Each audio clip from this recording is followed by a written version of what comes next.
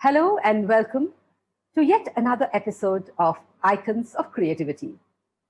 When you hear the phrase, winners don't do different things, they do things differently, the only name that comes to our mind is that of Shiv Khera, a man who lives an extraordinary life, an author of several bestsellers like You Can Win, which has sold over 8 million copies globally in 21 languages.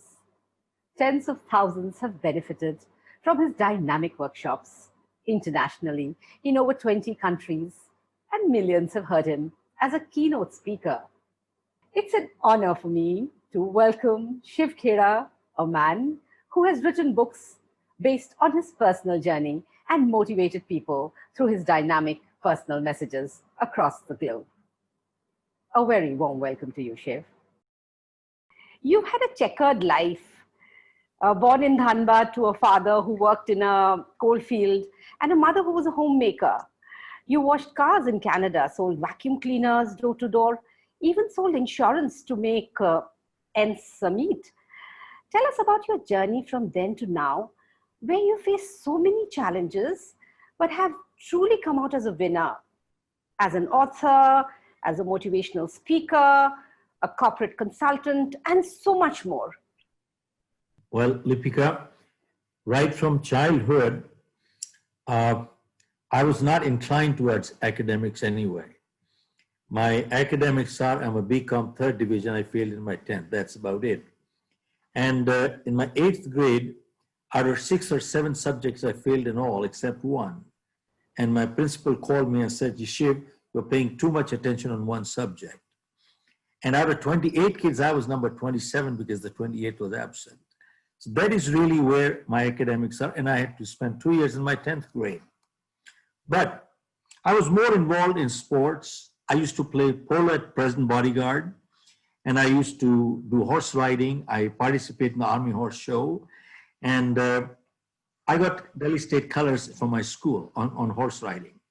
But that's about it. I used to jump off the wall and go off to Bengali market to have charts and all that stuff. And that's really my schooling part was. But when I failed in my 10th, I had to repeat a class. Then when I got into 11th, that was the higher secondary. Till then, I had not read my books. I used to jump off, go to see movies and so on. But eventually, when it was the 11th grade, it used to be higher secondary, I'm talking 50 years ago. And that's the time really my mother spoke to me and she said, look, you already lost 1 year. How long are you going to go on like this? Really, that hit me hard.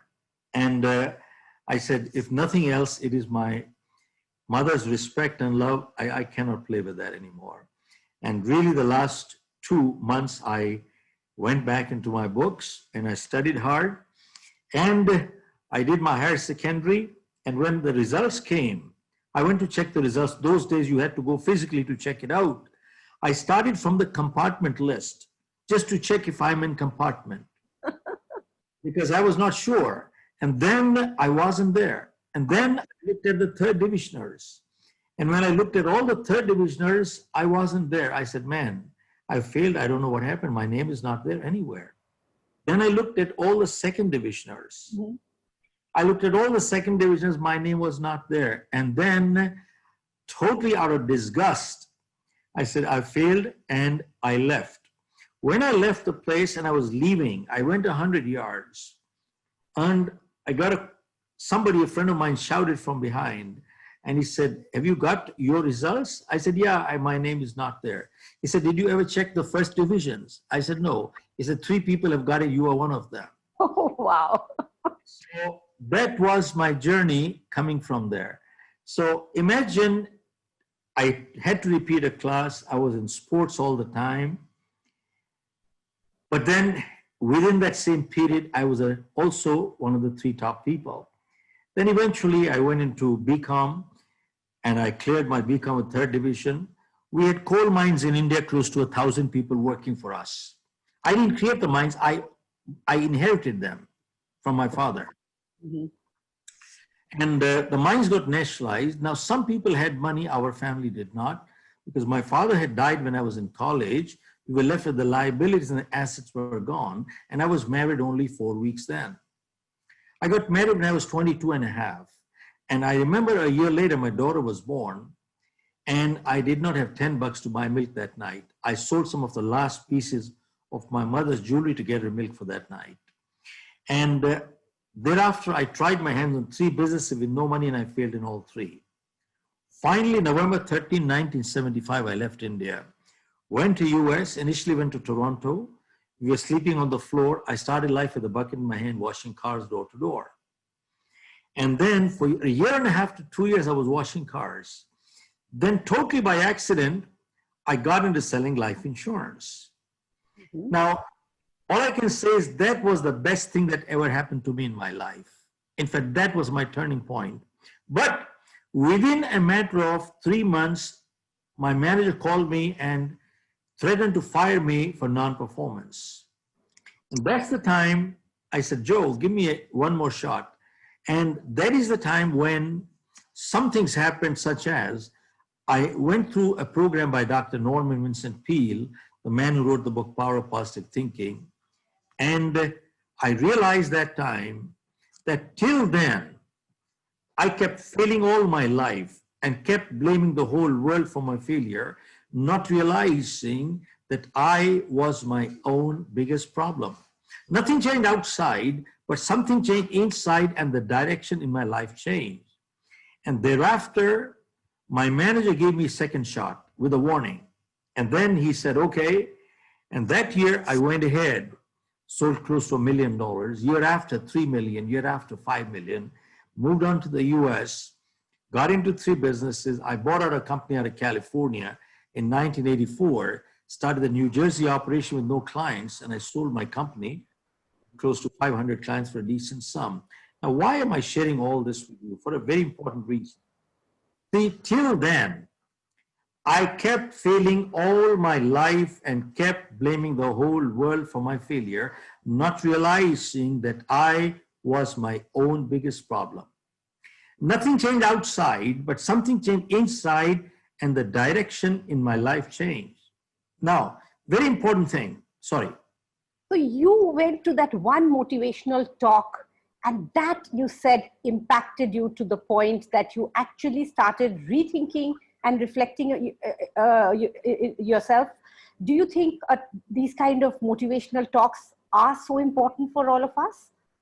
Well, it did for me. My point is, keep in mind, any one motivational talk doesn't do that, anything for. It's a trigger. It's a catalyst. It is a catalyst. I repeat, it is a catalyst. And from there, till then, here is Lipika, till then, all my life, I never read a book in my life. I was only reading comics all my life. That is the time I started reading books. And I became an avid student. From that day onward, I could say I become a student. I started reading books one after the other. I used to read one book a week. I mean, and I started meeting people much wiser than me, who showed me direction one after the other. You see, this is like when you travel on a highway, all you can see is what? Do you see 10 milestones? No, you can only see 1 milestone at a time. But when you hit that one, the next one is visible then after that. Gradually, I started meeting people, and thereafter, one after the other, the doors started opening one by one. And gradually, it started happening. Now, all I can say is, the new book that I launched last year in London, You Can Achieve More, there's a subtitle to it. It says, if you want to stand out, you need to do something outstanding. Wow. Now, why do I share this with you? Because in that book, I also mentioned that there are many people who say, I want to have an extraordinary life. I want to have extraordinary income. I want to have extraordinary success. You know something? They're looking for answers, but they don't even have the right question. They need to ask themselves, are you an extraordinary person? Do you have extraordinary commitments in life? Do you have extraordinary integrity in life? Are you willing to work extraordinarily hard in life? Do you have extraordinary relationships in life? If you haven't got any of these extraordinary things, you can never get anything extraordinary in life. Now, whenever people see a success story, you know what they say? Must be lucky. Must be at the right place at the right time. Now, I have written my book, You Can Achieve More. This is an incomplete statement. When people say, must be at the right place at the right time, must be lucky, not true. Now, what is a complete sentence is partly complete is, you must be the right person at the right place at the right time. Now, you could be at the right place at the right time, and if you're not the right person, you can do nothing in life. Now, this is still incomplete. Not only do you need to be the right person at the right place at the right time, but you also need to do the right thing at that time. Okay. You could be the right person at the right place at the right time, and you don't do the right thing, you get nothing in life. So the sentence has to be complete. And people walk with half knowledge and run like chickens without a head, and they are looking for something in life, and they want to get money. Now, I learned one thing in life. When I was selling life insurance, I was on commission. If I didn't sell, I got nothing. But you know something? There were some people who were getting salaries, and they were not doing the job right. And that is the difference. That is where I learned the difference between making money versus earning money. Yes, why don't you tell us more about this? What is making money and earning money? Money is criminal. Earning money is spiritual. You know why? Because when you earn money, you put your energies and ethics behind it. That is called earning. I repeat, it is so crucial. Making money is criminal, earning money is spiritual. And that is the difference. And sadly, today, most people want to make money, very few want to earn money. Now, I'll share with you a very good example on this. Gallup survey from US did a study globally, and they found that 63% of people who go to work, they are disengaged. You know what that means? They don't do the job. Additional 24% are actively disengaged. Means they also make sure that others also don't do the job. Okay. That leaves only 13% of people who go to work actually do work. Look at this. This is a global survey. Only 13% of people who go to work actually do work. Now you tell me one thing. They only 13% people work, but the balance 87%, they want to get paid. They do want to get paid. You don't pay them, they feel cheated, but they haven't done their job. You tell me, is this not an integrity issue? What does it tell us? Wages without work amounts to stealing. Now, I have talked to many employers now, and including the banks. The work culture, work at home, work from home has become a culture. Now, question is it working out right? Is it workable? Now, I was talking to the banker. The guy says the 80-20 rule applies. You know what the 80-20 rule says? Only 20% people are responsible who can work without supervision. I think it is more like 90-10. And in fact, Narayan Murthy even questions that. You see, he says, how do you justify people paying money while they are home? And what is the output you are getting? Can they quantify it? Can they quantify it? And even if you can quantify, check it out. Otherwise, how do you justify making payments? And 90% people are not responsible. They do not work without supervision. I was talking to even my publishers. The guy says, the max I can think of that people are putting in maybe 2 hours, 3 hours of work a day. That's about it, if at all. So what you're saying is that only a very few, less percentage of people actually given the kind of work or the 100% that is required, even in a general scenario. Here we are talking about a scenario, we are in the middle of a pandemic. And you know, people, there's a lot of emotional stress that has been created because of this pandemic. Is it that people are just taking it as an excuse that they were anyway, like you said, 80% was not working without supervision? Today, now there's a pandemic, there is a lot of stress, there are people losing jobs, people cocooned in their homes, and they are complaining, and there's depression and all of this. What do you advise to these people who are into that frame of mind? My point is, Lipika, all over the world you will find, and I just shared with you the global survey from Gallup. This is not mine. Go Google it, you'll find out. So if Google is talking that globally this is the norm. This is the norm today. I share with you, we've been working with many, many companies internationally. There are 4 kinds of people working in a company. Every organization has 4 kinds of people. One is the superstar. Superstars are those who put in contribution into the company, help grow. They're proactive people. They take pride in the performance. They do a great job. And when they say a job is done, it is done. And you go check it out, it is done. They don't tell lies. They don't tell lies. Okay. Now, what percentage are they? Very few, very small, less than 5% probably. Okay. That is one category. They're assets. The second category of people is the doers. You tell them to do it, you tell them to do it, you tell them to do it, you tell them to do it, you don't tell them they don't do it. Then you go check it out to check if they've done it or not. And once in a while they have not done it, then they don't mind telling lies. They're occasional liars. They are occasional liars. But there's a third category of people who is talkers.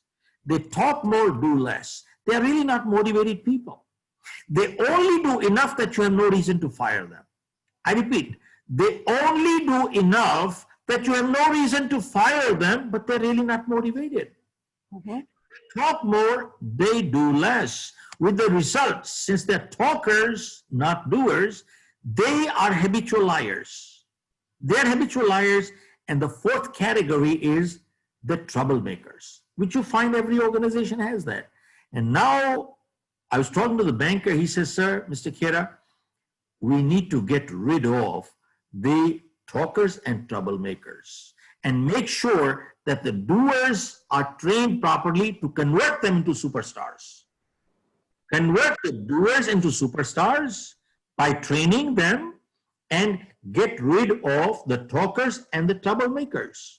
Now, really, they are talking of now, because are you aware that banks right now are working with 30% staff, and many banks have cut down between 30 to 50%. And by the way, banks have opened up. Many are doing full-time job with 30 to 50% less package right now. 30 to 50%. They said either you have a choice to pack up and leave, or take 50% cut.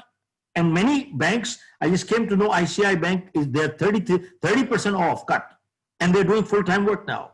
So now one of the bankers was saying to me, he says, Mr. Khera, with 30% staff, we have achieved 60% efficiency. Now we are shooting to hit 70, 80, and 90% efficiency. I said, how are you achieving 90% efficiency with 30% staff? He said, there were many people who were on manual banking till now, especially the senior citizens. They were scared of computers. They didn't even know how to open this. And even to a guy like me, I confess that. But he said, we have sent our staff to senior citizens' home, taught them computers, and put them on digital platform. And now, since we have put them on digital platform, he says, we are shooting for 90% efficiency with 30% staff. So I said, my next question is, if you can achieve 90% efficiency with 30% staff, does that mean the balance 60% have become redundant, or they will become redundant when the crisis is over? He said, that could be a real issue all over the world. And one more thing that is coming up, is that, you see, till now, production was 20,000 miles away from consumption. See, manufacturing was taking in other part of the world, being consumed elsewhere. But now, the consuming country has realized that the producing country can blackmail me and put me out of business in less than 5 minutes. I just read United States depends on China for 97% of their pharma products. India depends on China for 81% of antibiotics. India depends on China for 70% of the electronics. So that means a country can blackmail you and put you out of business in less than 5 minutes. Now, why did you take production 20,000 miles away? Because of labor cost. But now, because of our artificial intelligence, automation, and robotics, you can create a facility 100 times bigger capacity manufacturing with 1/10 of the labor. So labor has become very insignificant now. Right. So you're saying, let me get the production 100 times bigger with 1/10 of the labor cost near consumption. This will dislodge many people all over the world. This is not my prediction. This will dislodge. Of course, it will open up many other avenues, but it will dislodge many people. Many people I have read that in 10 years, 50% of the world working force will be unemployed. 50%, that's a big number. But again, I'll tell you what, I have learned one thing in my life, that one machine can do the work of 100 ordinary people, but 100 machines cannot do the work of one extraordinary person.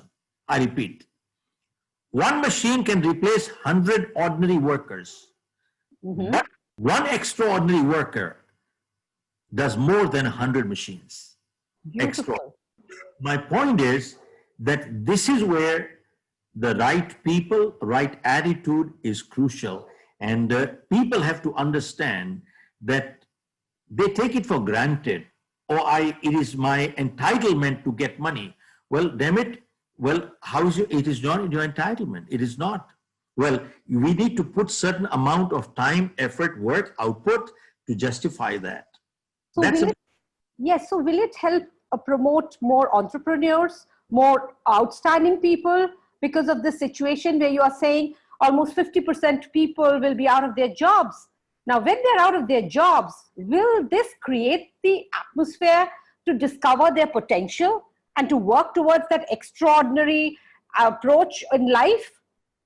Do we see this as a silver lining to the black cloud with the pandemic? You see, only about 100 years ago, a similar crisis took place, which was the Great Depression.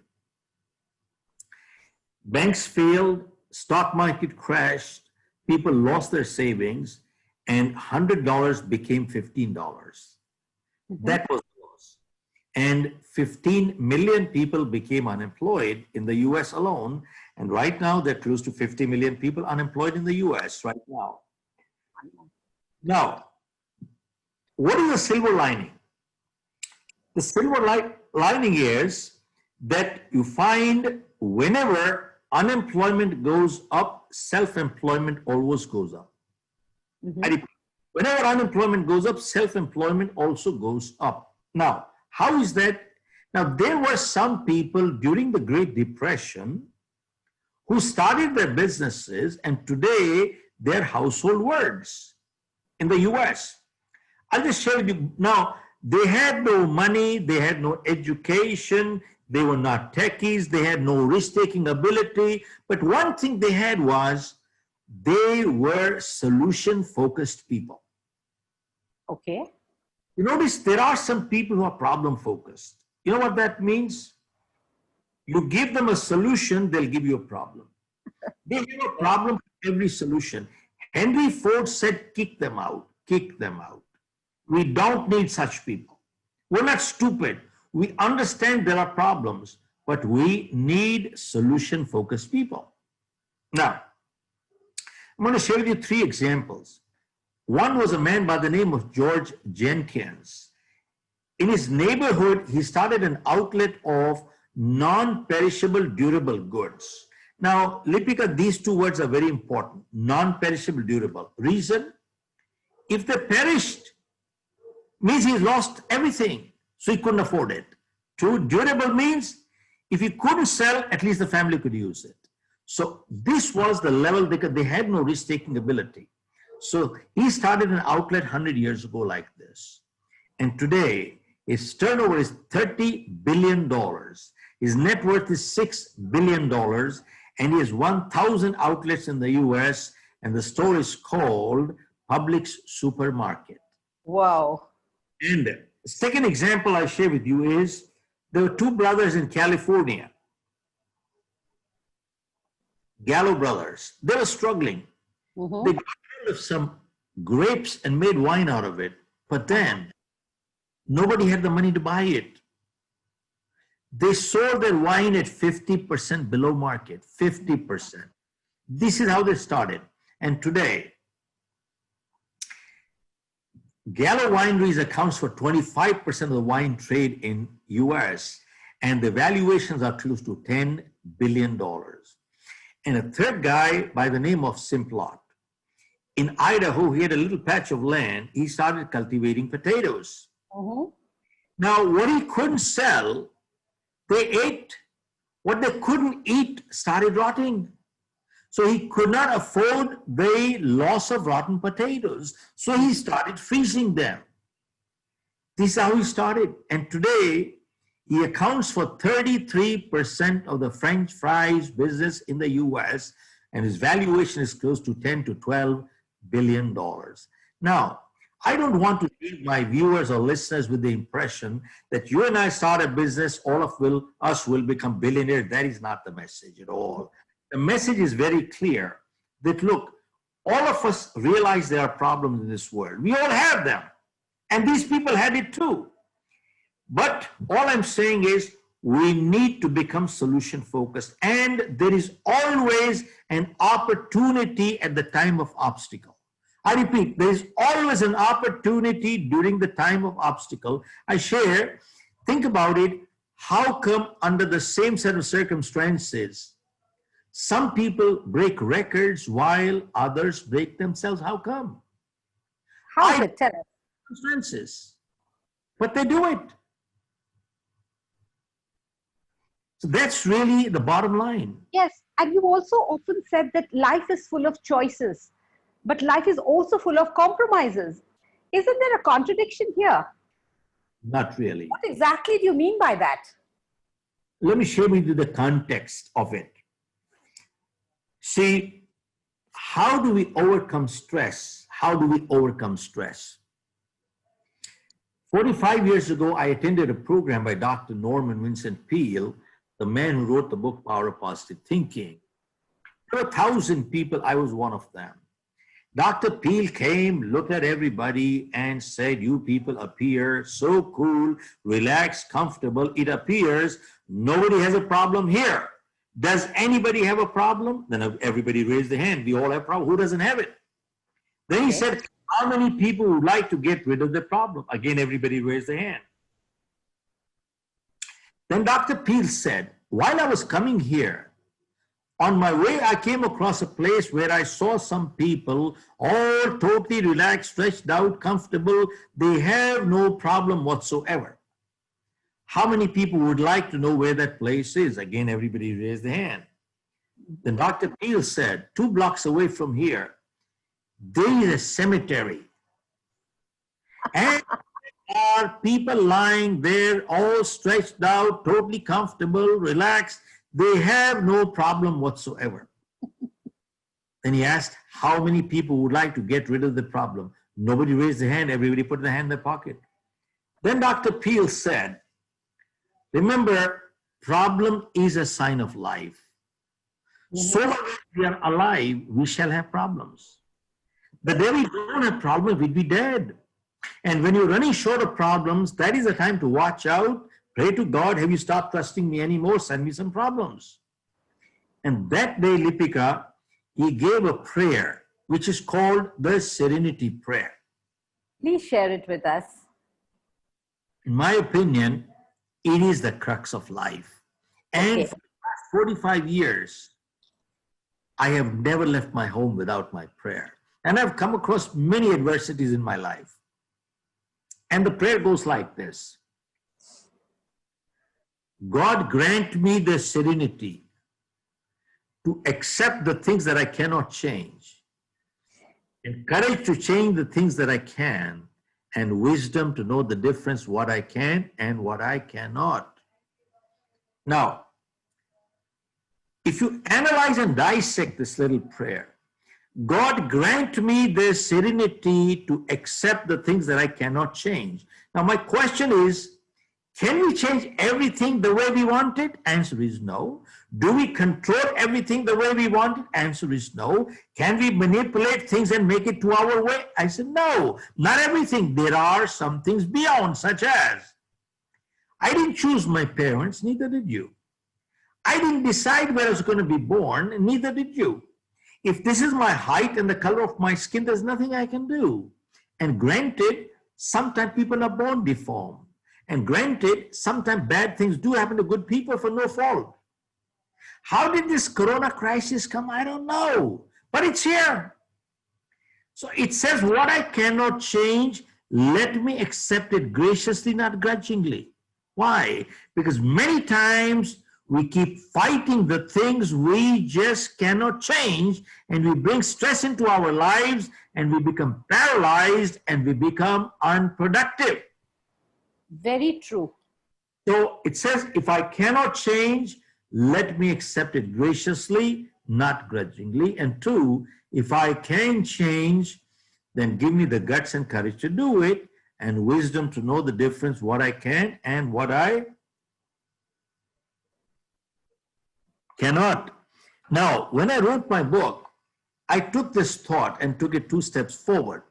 And that's where I wrote in that life is full of choices and life is full of compromises. Now, seems like a contradiction, but not really. See, how is life full of choices? If I ill-treat you, I've chosen to be ill-treated, haven't I? If I treat you with discourtesy, I've chosen to be treated with discourtesy, haven't I? Very true. If I light up a cigarette, I've chosen to invite cancer, haven't I? If I drink and drive, I've chosen to invite an accident, haven't I? If I exercise every day, I've chosen to invite good health, haven't I? If I eat too much every day, I've chosen to be obese, haven't I? Now, if I tell lies, I've chosen to lose my credibility, haven't I? And if I tell the truth, I've chosen to be a credible person, haven't I? See, life is full of choices. Now, we are all free to the point of choice. Right. But after we make our choices, the choice controls the chooser. We have no more choice after that. Then are consequences only. Now, how is life full of compromises? In life, we cannot choose the cards that are dealt to us. What we can choose is how we play the game. And sometimes nature gives us a lemon. The choice is ours. Do we cry or do we make lemonade? Now, most important thing is, many times people ask me, Mr. Khera, people who are successful, don't they make mistakes in life? And people who fail, don't they do positive things in life? And my answer is that people who are successful, they do make mistakes. But remember, making a mistake once in a while does not make anybody a failure. Repeating the same mistake again and again is what brings failure. And doing something positive once in a while does not bring success either. Repeating the same positive behavior again and again is what brings success. What is success? Series of positive choices in life is called success. And series of negative choices in life is called failure. And that's about it. But then people are so afraid of failure. They fail once. They don't want to do that again. It's nice that you say that, if you fail once in a while, it's okay as long as you don't repeat the same mistakes. But people are so closed about even trying the second time once if they've failed. What do you have to say for that fear that people go with? You see, there's 2 things involved. One is, sadly, many times people confuse failing as failure. I might have failed, but that does not mean I'm a failure. failing is an event in life. Being a failure is a spirit. A spirit is dead. See, when a person fails, they're so disheartened and discouraged. They say, well, I am a failure. Not true. I might have failed, but that does not mean I'm a failure. And same thing, I might have been fooled, but that does not mean I'm a fool. So we need to be very clear what this means properly. And another reason why people quit is, you must have heard this phrase, success breeds success and failure breeds failure. This is so true. How? See, when a person succeeds, their self-esteem goes up. Self-esteem goes up, easy to succeed again. You succeed, self-esteem goes up. Self-esteem goes up, easy to succeed again. And you say self-esteem goes up again. And same thing, when we fail, self-esteem goes down, easy to fail again. You fail, self-esteem goes down even further, and you fail again. So this is very crucial. You notice one thing. Whenever the champion morale is low, and sometimes even the champion's morale is low, whenever the champion's morale is low, a good coach will never put him against a star fighter. Never. They always be a weak opponent. And then he beats a weak opponent. Self-esteem goes up. Self-esteem, they become a slightly stronger opponent. He beats him up and self-esteem goes up further. And he brings a slightly stronger opponent. And gradually he keeps building up. And now he says, I'm ready to take a world title. Let's go. Wow. Yes. Now you build up. So crucial thing is, but you see, sadly, hear this.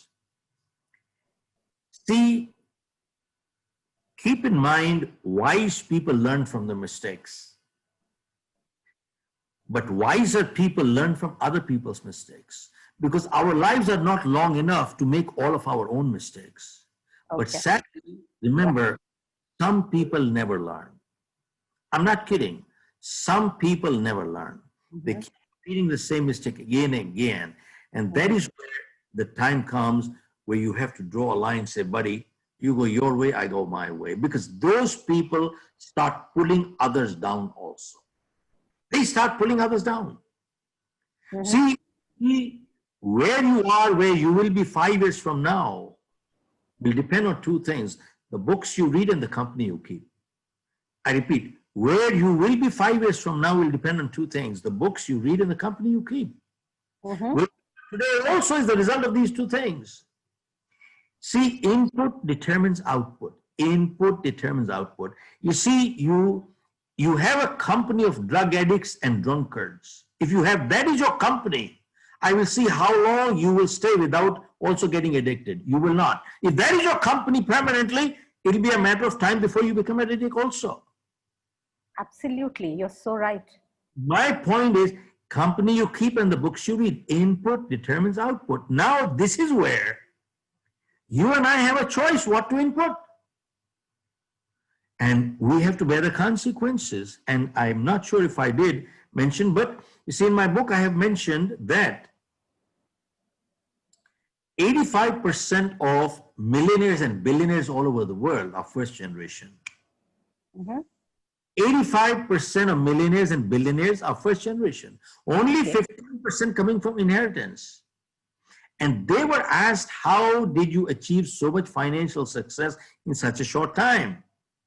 And the answer was, we read books. How many books? 50 books a year, means 1 book a week. What kind of books? They read only self-help books, not fiction. Why? Fiction is fiction, will remain fiction. And they said, from self-help book, one good idea is worth $1 million. They said, we don't have time to waste. Imagine multimillionaires, billionaires read 1 book a week. Bill Gates, avid reader, and Warren Buffett reads 6 to 8 hours per day. And these people who have achieved success, they attribute to self-help books 1 book a week. What does it tell us? There is a relationship between learning and earning and learning and earning and learning and earning and learning and earning. You learn more, earn more, learn more, earn more. And you find one thing, reason for reading a good book is You don't have to reinvent the wheel. There are so many people have gone up that success ladder. Take that ladder, man. Why the hell do you have to reinvent the wheel and avoid pitfalls? And Beautiful. Mhm. one more thing, that a serious reader will never borrow or lend books. They never do that.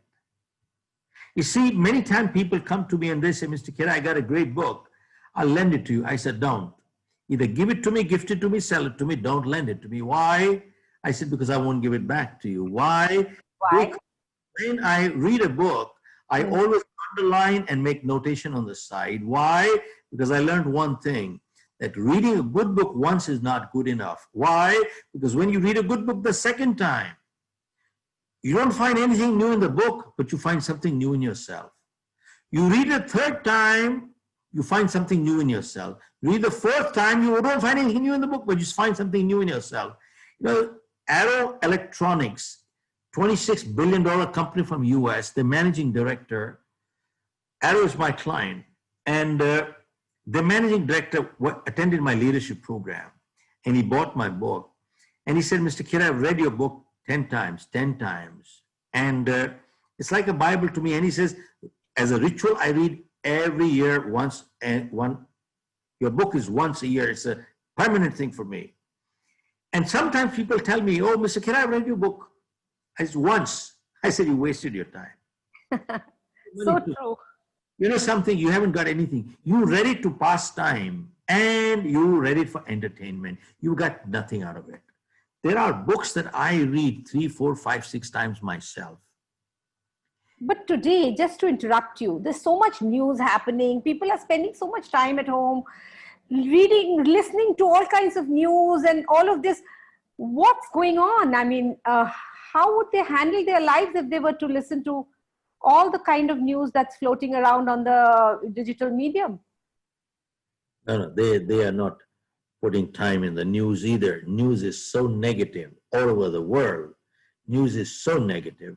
I tell people, limit your exposure to news only twice a day, 15 minutes in the morning and 15 minutes in the evening, and that's about it. You know why? News is so negative, it's depressing. Have you noticed there are some people who wake up in the morning and the first thing they do is turn the TV on? And what is the purpose of turning the TV on? To check the score. As if there's a cricket match going on between India and Australia. And what score are they checking? How many infected, how many died? How many infected, how many died? And they watch that 1 hour. Then they switch the channel as if the score is going to change. And they go to the third channel and the fourth channel. And from morning till night, they watch that news 13, 14 hours a day, and all their word is how many infected, how many died. At the end of the day, the man says, I am depressed. Well, of course you will be depressed. What else will you be? It's so true. Absolutely. Depression into your system. So it is ridiculous. And this is people who are wasting time. And you know something interestingly, there are people who say, I don't have time. They're either on the unemployment list or they don't have work, but they don't have time. And then they say, well, when I have the money, I'll buy the books. You know, you can get any book for free at any library today, but they will not do it. They will make excuses all over the world. They will never do it. They will keep complaining, blaming, complaining, blaming. Their only one thing in life is complain and blame, complain, blame, complain, blame, and they will do nothing in life. Zero. So true. So true. And then they have anticipation. I'm entitled to money. I'm this and I'm that. So I think it's just a lot of mindsets, a change of approach, and all of this that we really need to look at and reinvent ourselves in this whole setup. You know, when you talked about how to change setbacks to comebacks, you talked about using this time productively. You talk about making yourself more healthier and fitter and more knowledgeable. Tell us a little more about this. What are the things that we need to look at to better ourselves during this pandemic? Well, as I mentioned, need to convert your wasted time to productive time, convert your downtime to uptime. How do you do it? You see, there was a survey conducted in the US before the crisis, which said an average American watches 3 to 4 hours of TV per day. And that is not only American, but European, Indian, Asian, everywhere. They watch 3 to 4 hours of TV per day. They come home 6:30, 7 o'clock. After 7 o'clock, they have their supper or meals, and they turn that idiot box. And after that, till they go to sleep, hey, it's on. And that is true in every home. Now, a man asked a guy who watched TV like this, how much did this TV cost you? He said, $1,000. He said, you don't even know what this TV is costing you. How many hours do you watch TV per day? He said, 4 hours. He said, have you ever calculated your hourly rate on income? He said, no, but if I make $100,000 per year, and if I work 2,000 hours per year, my average rate comes to $50 per hour. He said, well, if you have $50 an hour rate, 4 hours watching TV per day, that is $200 per day, multiplied 365. This TV is costing you $75,000 per year, which is more than your EMI on $1 million home. Wow. He says, you don't even understand English language. And there are people right now, earlier, before the crisis, they were watching 3 to 4 hours of TV per day. Right now, there are people watching 7, 8 hours of TV per day. But they wouldn't do anything beyond it. That's about it. So, you know something? What I just said to you, that if you have not, during this crisis, if you have not upskilled yourself, become more knowledgeable, or become healthier and fitter, you cannot say that we did not have time. It is only because we lack commitment and self-discipline. I share these things. Why? 3 things. Because my first webinar I did, it was 8th of April, first webinar. Now, till then, I was learning to do SMS for my grandchildren. Okay. Had never in my life, Lipika, I had never done an email. Oh my goodness. Wow. Never opened up a computer. Never. Okay. Wow. 90 days or more, I have done close to 70 webinars, some twice a day. And over a million people have gone through my program live, I'm talking of, not the compounding effect, but live, they're logged in. And some of them are hosted by the Consul General of New York, Consul General of Toronto, all over the world. Some ministers from different countries have logged in. And this has opened up totally something else. And we are giving out dates now for January. Now, I'm not saying that all of them are paid, but that's okay. But it is opening up totally a new door to us. And now, I think another 30 days, we will be ready with our entire program online now. We'll be ready in 30 days. And that has opened up totally a new avenue for us. But this is the way you are giving back, right? This is the time to give back, like you've mentioned in the past. But how does a normal, ordinary, average human being in this whole situation where they are closeted at home, their paychecks are being cut, they're losing jobs, how do they give back? You are not an ordinary person, Shiv. You're an extraordinary man in an ordinary world. No, but let me say, people give back. We are not in that multi-million-dollar league either. We're not in that league either. But important thing is that we all need to understand that in life, to get back, there are people who only want to get something in life. They don't understand. To build and grow in life, you must give first before you get anything in life. I repeat, before you get anything in life, you must give in life. Will be willing to give. And most people, they don't want to give that. 1. 2, they have a piece of paper, a degree or a diploma, and they have a piece of paper, and their expectations are so high, they all want to start as CEOs. And no wonder you have so much attrition there today. And sadly, they think they understand, they know everything, they don't understand anything. Why go that far? Even NASDAQ said that 90% of the graduates that are coming out, they're not employable, 90%. This is NASDAQ report. And the balance 10% also the question mark, which Narayan Murthy said, and I agree with him. Mm-hmm. So important thing is that two things are missing today. You are a self-employed person. You are an entrepreneur, Lipika. Tell me, as an entrepreneur, what is the biggest challenge you are facing today? All over the world, what is the biggest challenge entrepreneurs are facing today? Two challenges. One, trust and accountability. Absolutely. The biggest challenge everybody all over the world, people are facing is two things: trust and accountability. Two major things. And that is where the component is missing. An attitude factor is missing. Positive attitude, big focused people, and at the same time become solution focused people. You see, people, this is true. I mean, look at the Gallup survey, it confirms it. People only want to do what they can get by with, no more. And many people don't even want to do what they get by with, to what they get paid for.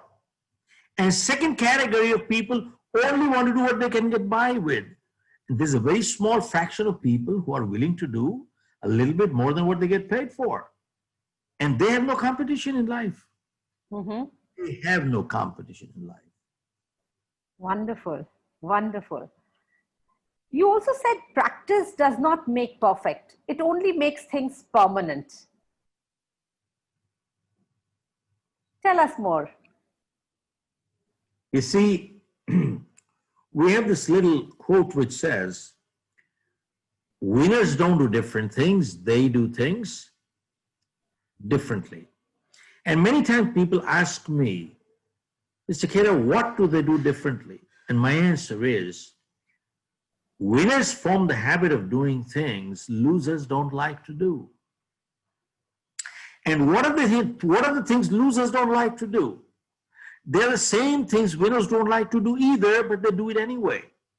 See, you notice one thing, losers don't like to get up in the morning. Winners don't like to get up in the morning either, but they get up anyway. So true. See, losers don't like to work hard. Winners don't like to work hard either, but they work hard anyway. See, winners form the habit of doing things losers don't like to do. How many times have you heard people talking like this?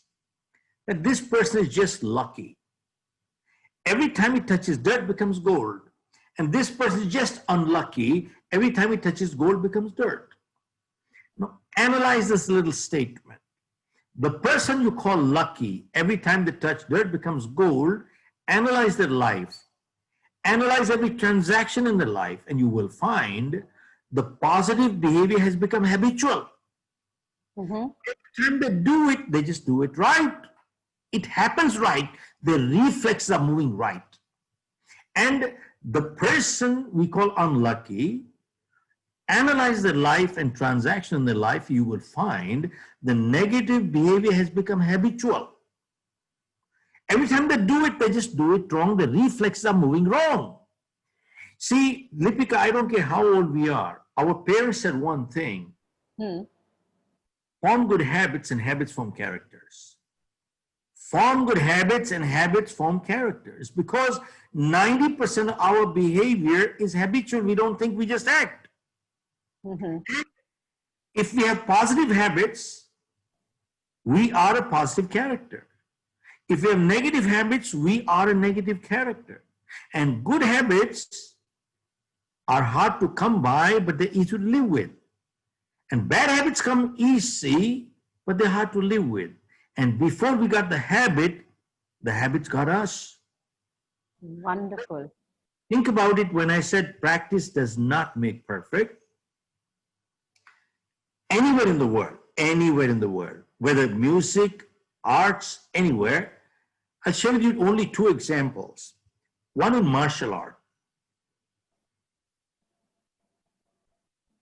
When a student joins, they get the white belt and yellow and the green and the brown, the purple, and then they black belt 5 years, 10 years down the line, even after they have the black belt, what is this guy practicing? He's practicing the same thing what he did learn when he got the white belt, which is what? Block punch, block punch, block punch, block punch. 10 years he's doing block punch, block punch, block punch. Why?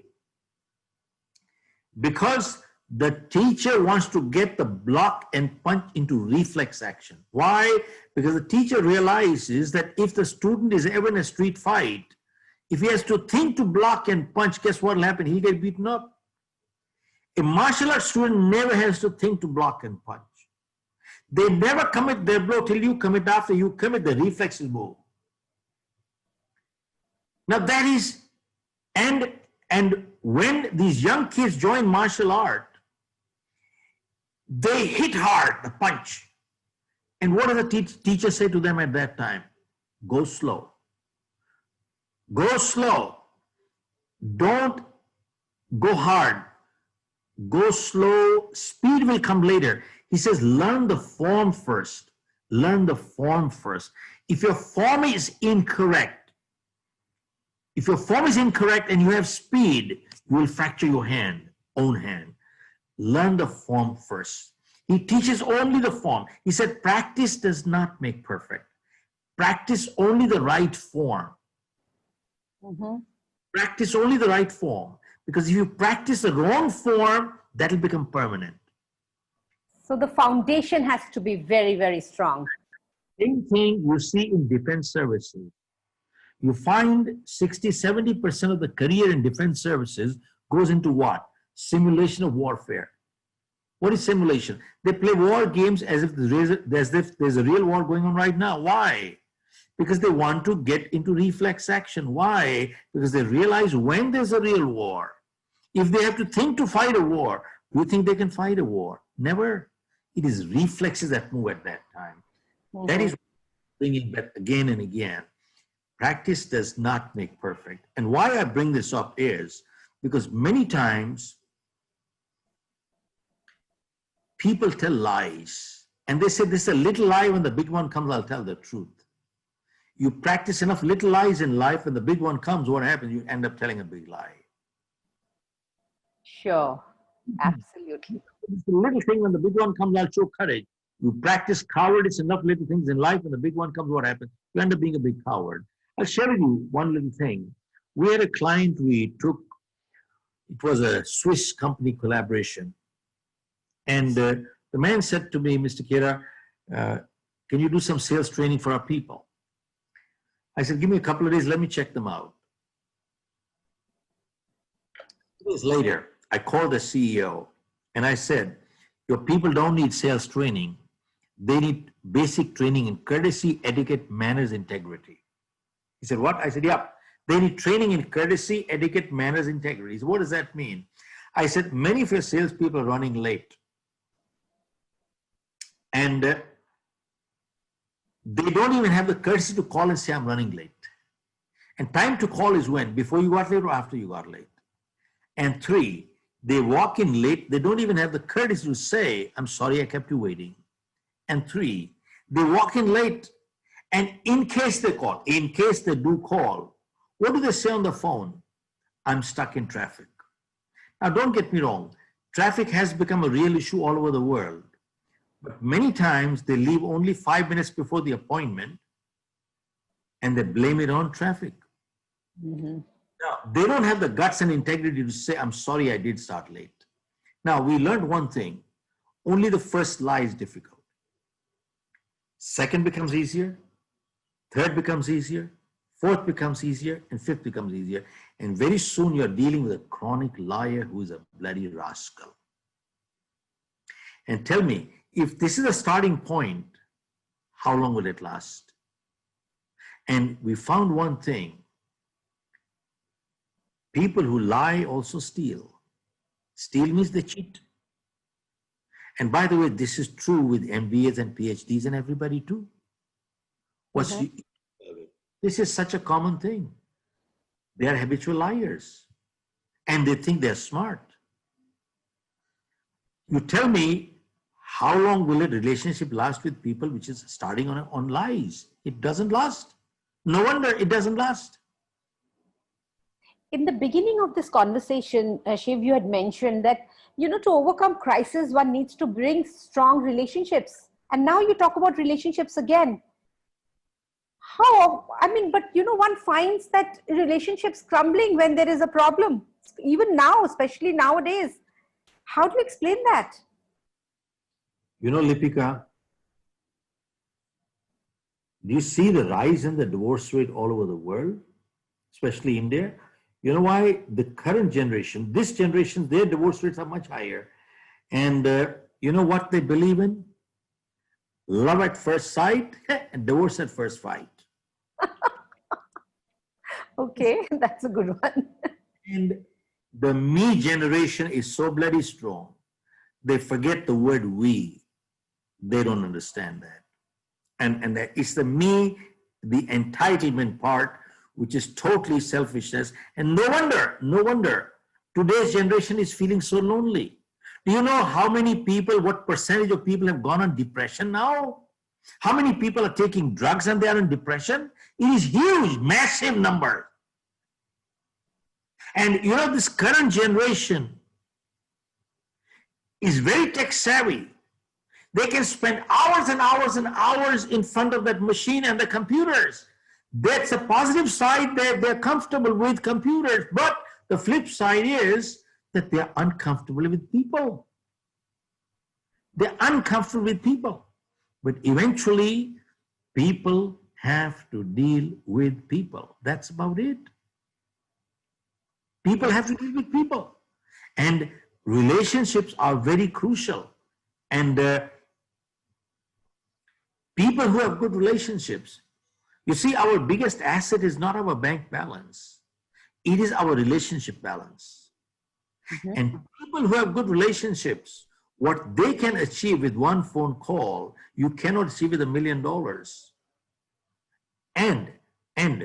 But you see, there are many people who join associations, organizations, the Chamber of Commerce's, Lions and the Rotaries, to build what? Network. They're doing networking. The whole purpose of doing this, and you ask them, why do you go to these places? You know what? They say, I am building contacts. Now, keep one thing in mind. There's a big difference between building a contact versus building a relationship. And you ask them, why are you building contacts? And the purpose is, someday he could be useful. He's a lawyer, he's a doctor, he's a cop, he's a politician, he's a mafia, he's a gunda, he's a whatever it is. Someday he could be useful. Usefulness goes, friendship goes. You can never build relationship with people like that. They are parasites, rascals, selfish people. They're only takers. They have not learned to give in life. That is not the way. And 99% people do that. So true. My goodness, absolutely right. They're parasites is the word. You can never build relationship with people like that.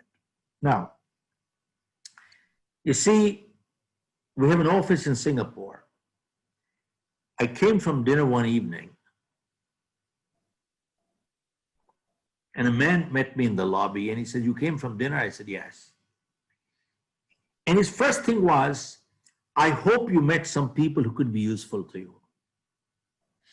I felt like giving him a piece of my mind and something more. But you see, his first thought was, I hope you met some people who could be useful to you. Means, what can you extract from this meeting? What can you get out of this contact? This foolish person does not understand, selfish person is the word, does not understand that meeting good people is good enough in life. Absolutely. And usefulness is a byproduct.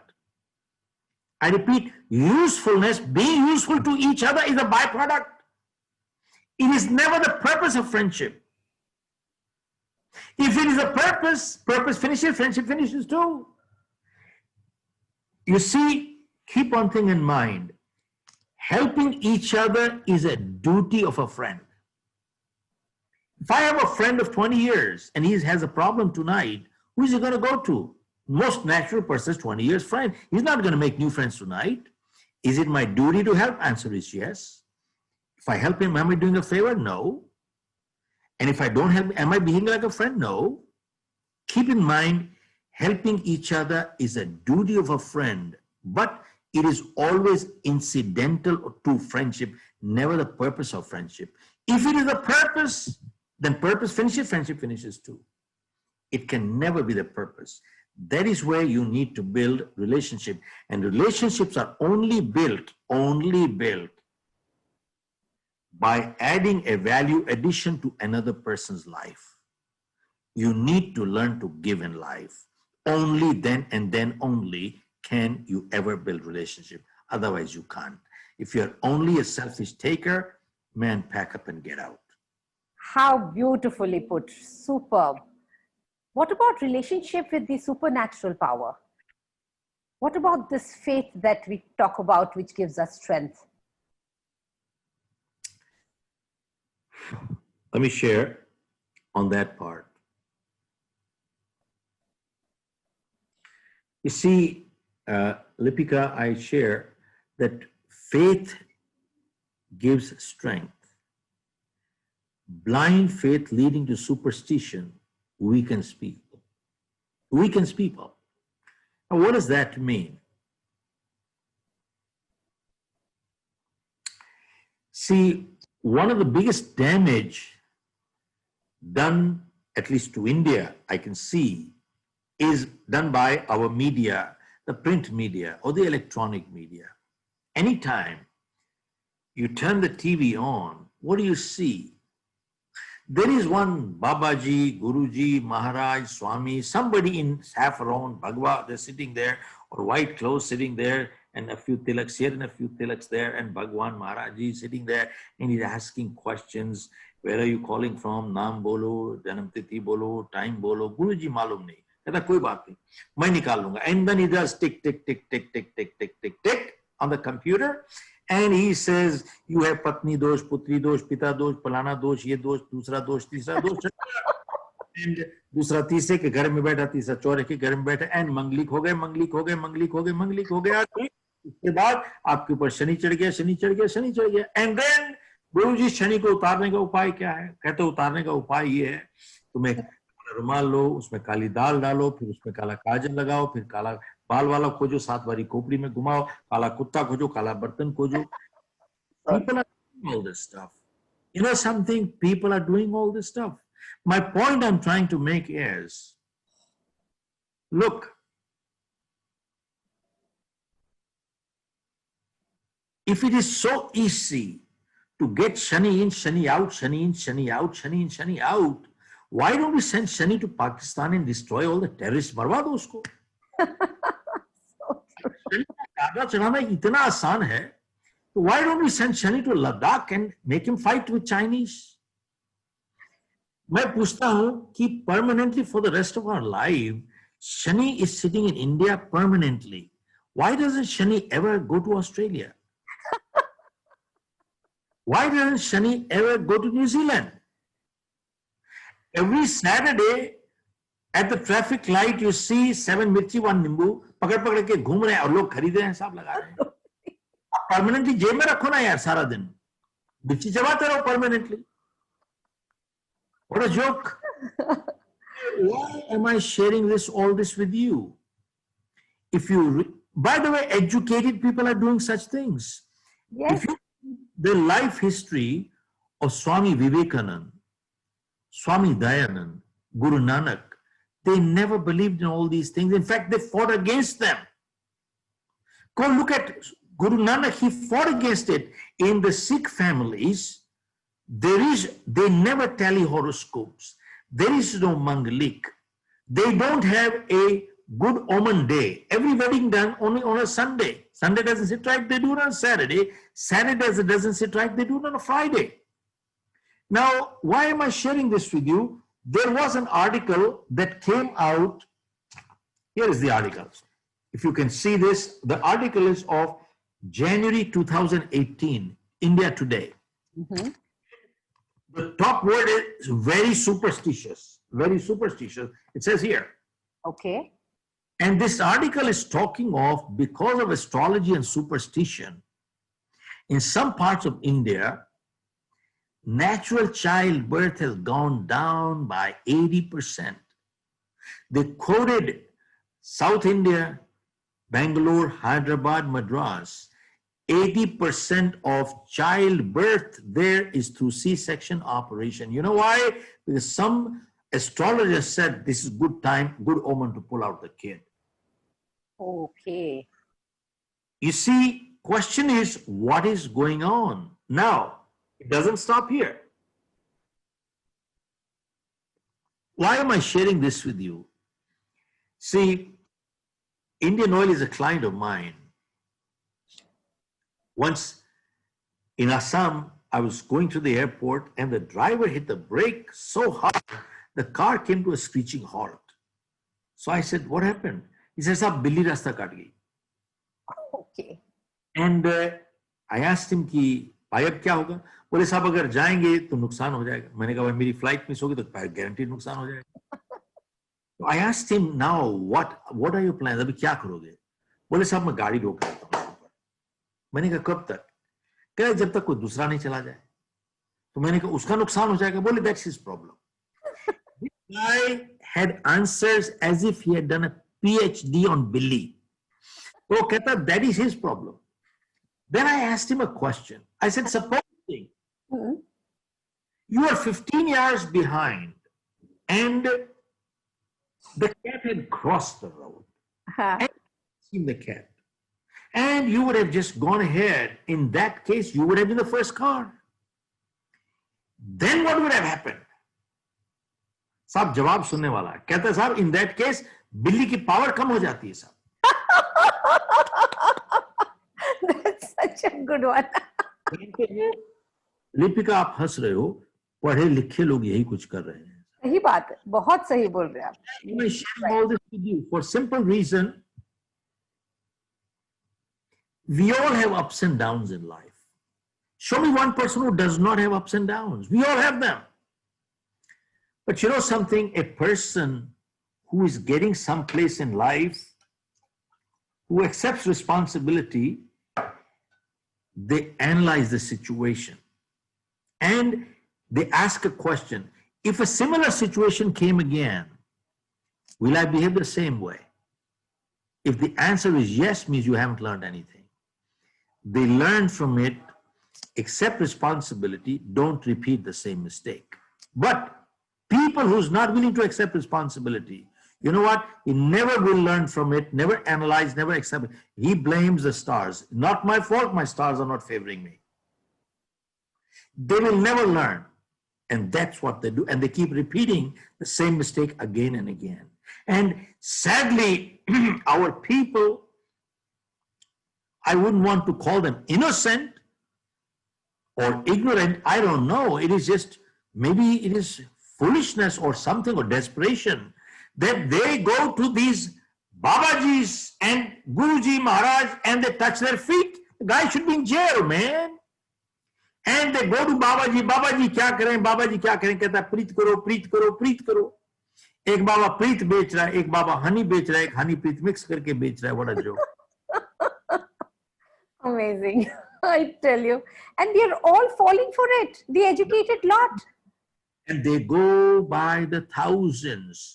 So one last question to you is, sorry, you wanted to finish this. Yes, please go ahead. But this is still incomplete. Four Yes. simple is, you see, Finish. one of my previous programs, somebody asked me that, Mr. Khera, there are people who go to temples and stand in line for 12 hours, 14 hours to get darshan. Is that faith or blind faith? So my answer is that, look, I pray to God. Every day when I leave my home, I do my prayers. Why? Because I believe in God. Now, why do I believe in God? Have I seen God? Do I know where is God? Who is God? Then if I don't see, don't know any God, then why the hell am I believing God? Where is God? I don't know. Now, what makes me believe God? Because there is a superpower which is way, way, way beyond us. There are things that are totally unexplained. Now, either they're miracles or mysteries, I don't know. Either they are miracles or mysteries, I have no idea. But there is a power beyond human power. And I feel very strongly that there is a power beyond us, and I choose to call it God. You can call what you want. Okay, now that's what makes me believe that faith. But in the last 45 years, barring 2-3 times, I have not gone to any temple. And I feel very strongly that 90% of people who go to temples, they go there more out of fear than out of faith. अरे ये नहीं करोगे ये हो जाएगा, ये नहीं करोगे ये हो जाएगा, ये नहीं करोगे ये हो जाएगा, एंड डरा डरा के निचोड़ रहे हैं पैसे उनसे. अब बाबा जी के पांव पकड़ रहे हैं, अरे जेल में भेजो उसको. This is weakening the whole country, and sadly this is what is going on. I think the last question, and a very important question, is about your book, You Can Win. It has been, it's inspired, it's been, you've written it on your own life experiences. Millions of people have read it. People like me have read it over and over again, and really helped us to move forward in our lives. And of course, your trademark, winners don't do different things, they do things differently. That last bit, how do you keep us motivated through this book, and also your trademarked statement? Okay, well, your question is, how do we sustain motivation? Yes. Okay. This is very commonly asked, especially when we do our programs. People say, well, people read your book, they get motivated. Then they go through your programs, they get motivated. They listen to you, they get motivated. But then how long will it last? How long will it last? So my question to them is that the food that you ate yesterday, how long did that last? And the bath that you took yesterday, how long did that last? See, unless we take a bath every day, we start stinking. And same thing is true. See, just the way our bodies need food every day, our minds need positive thoughts every day. Now, if you eat junk food, we will fall sick. That means the body just does not need food, it needs good food. Similarly, our mind does not need thoughts. We all need good thoughts. Otherwise, we become mentally sick. Remember, motivation is like fire. Unless you keep adding fuel to it, it dies. Just the way your mobile battery, you use it, it dies. You put it on charging. Same thing with motivation. Why do you think those millionaires and billionaires read one book a week? At this point in my life, I'm now 71, close to 71, and I listen to videos 2 to 3 hours per day, and I read my book. People ask me, do you get demotivated? I say, yes. What do? I said, I read my book. And every day, I listen to some good audios, videos, and read some book, at least 2 hours per day, currently. And that is the way, you see, our mind and motivation is like your physical muscles. You stop exercising, what happens to your stamina? Goes down. Similarly, mentally, if we don't keep feeding our mind with a vitamin of good stuff, it goes down. This is true everywhere in the world. Anybody who says it doesn't happen to them, they are bloody lying. Mm-hmm. Absolutely. Absolutely. I'm completely mesmerized by each and every word that you have said, which is so deep and inspiring. I'm sure, like me, the audience too is inspired and encouraged to realize their true potential. I can't thank you enough for sharing your thoughts, especially in a time like this, when we all need to turn our setbacks into comebacks. A big thank you to everyone who's joined in. Of course, a very, very big thank you to Orientbell for creating this platform. a wonderful way to learn from the masters. See you soon on the next episode of Icons of Creativity. Till then, goodbye and thank you for watching.